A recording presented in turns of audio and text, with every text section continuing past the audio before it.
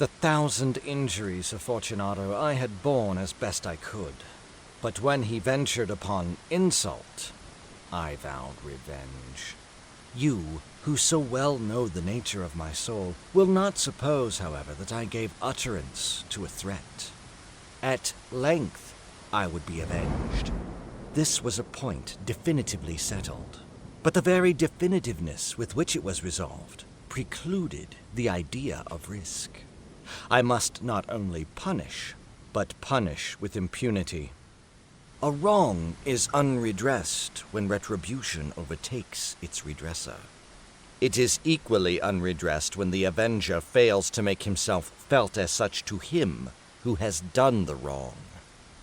It must be understood that neither by word nor deed had I given Fortunato cause to doubt my goodwill. I continued, as was my wont, to smile in his face, and he did not perceive that my smile now was at the thought of his immolation. He had a weak point, this Fortunato, although in other regards he was a man to be respected, and even feared. He prided himself on his connoisseurship in wine. Few Italians have the true virtuoso spirit. For the most part, their enthusiasm is adopted to suit the time and opportunity to practice imposture upon the British and Austrian millionaires. In painting and gemmery, Fortunato, like his countrymen, was a quack. But in the matter of old wines, he was sincere. In this respect, I did not differ from him materially. I was skillful in the Italian vintages myself, and bought largely whenever I could. It was about dusk one evening during the supreme madness of the carnival season that I encountered my friend. He accosted me with excessive warmth, for he had been drinking much. The man wore motley. He had on a tight-fitting party-striped dress, and his head was surmounted by the conical cap and bells. I was so pleased to see him that I thought I should never have done wringing his hand. I said to him, "My dear Fortunato, you are luckily met. How remarkably well you are looking today. But I have received a pipe of what passes for Amontillado, and I have my doubts." "How?" said he. "Amontillado? A pipe? Impossible! And in the middle of Carnival!" "I have my doubts," I replied. "And I was silly enough to pay the full Amontillado price without consulting you in the matter.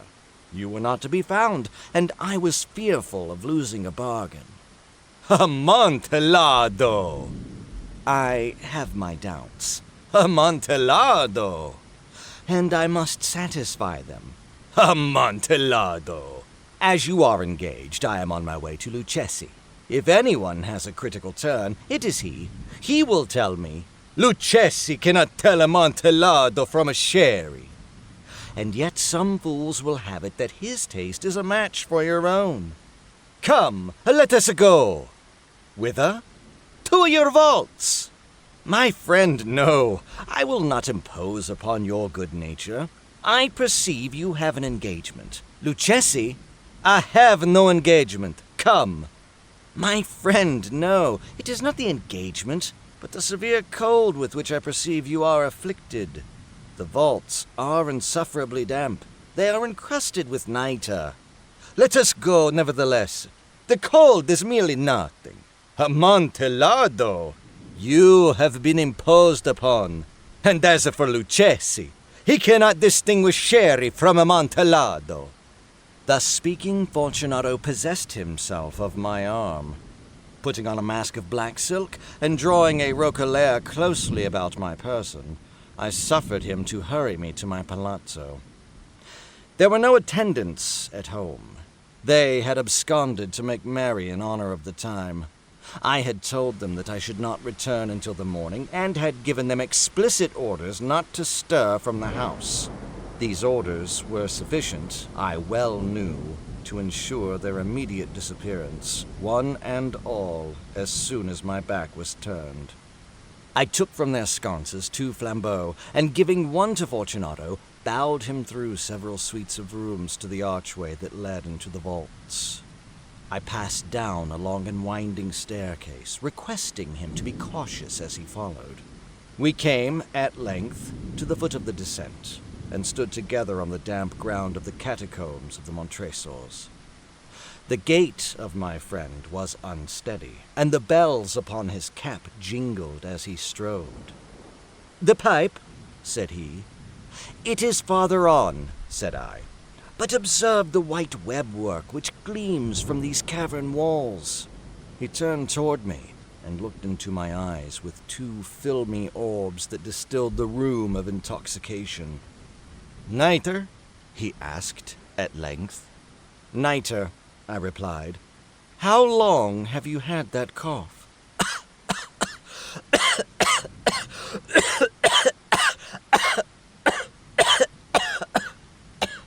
My poor friend found it impossible to reply for many minutes. "It is nothing," he said at last. "Come," I said with decision, "we will go back. Your health is precious. You are rich, respected, admired, beloved. You are happy, as once I was. You are a man to be missed. For me it is no matter. We will go back. You will be ill, and I cannot be responsible. Besides, there is Lucchesi." "Enough," he said. "The cough is a mere nothing. It will not kill me. I shall not die of a cough." "True, true," I replied. "And indeed, I had no intention of alarming you unnecessarily, but you should use all proper caution. A draught of this Medoc will defend us from the damps." Here I knocked off the neck a bottle which I drew from a long row of its fellows that lay upon the mold. "Drink," I said, presenting him the wine. He raised it to his lips with a leer. He paused and nodded to me familiarly while his bells jingled.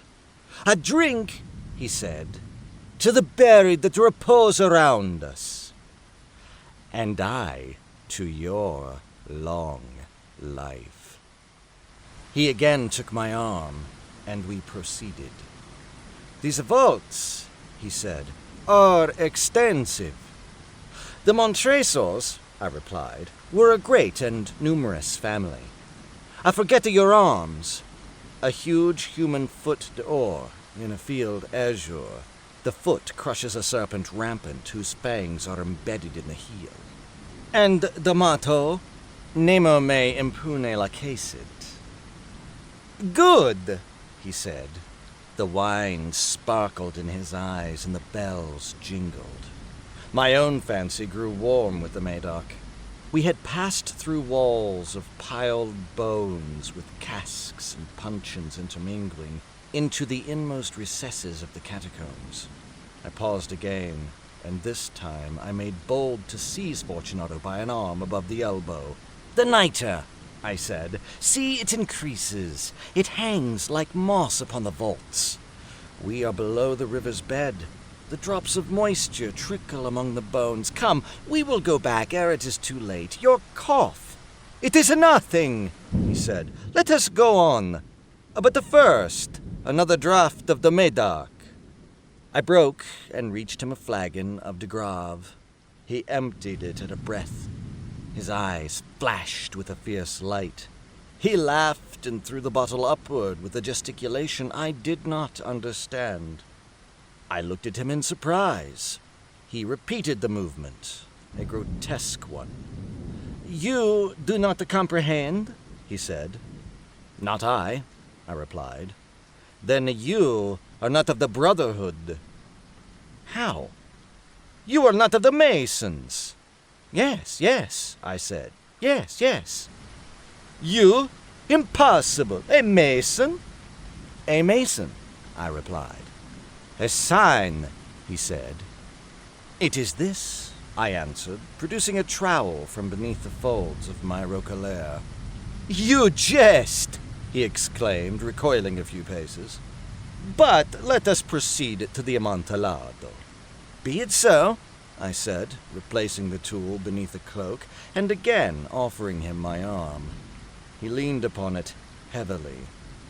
We continued our route in search of the Amontillado.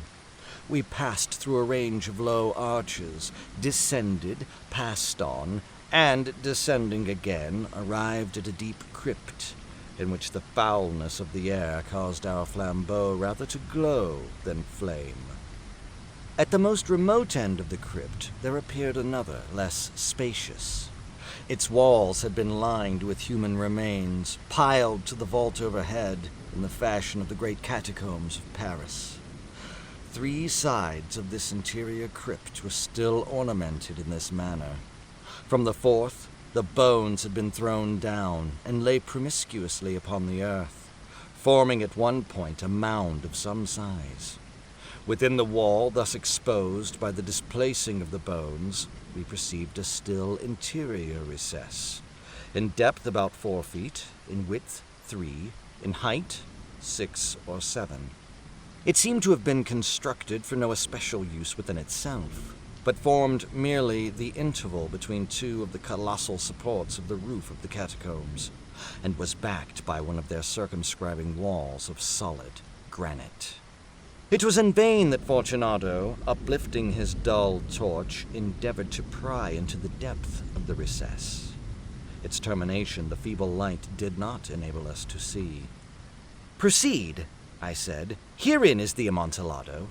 As for Lucchesi, he is an ignoramus," interrupted my friend as he stepped unsteadily forward, while I followed immediately at his heels.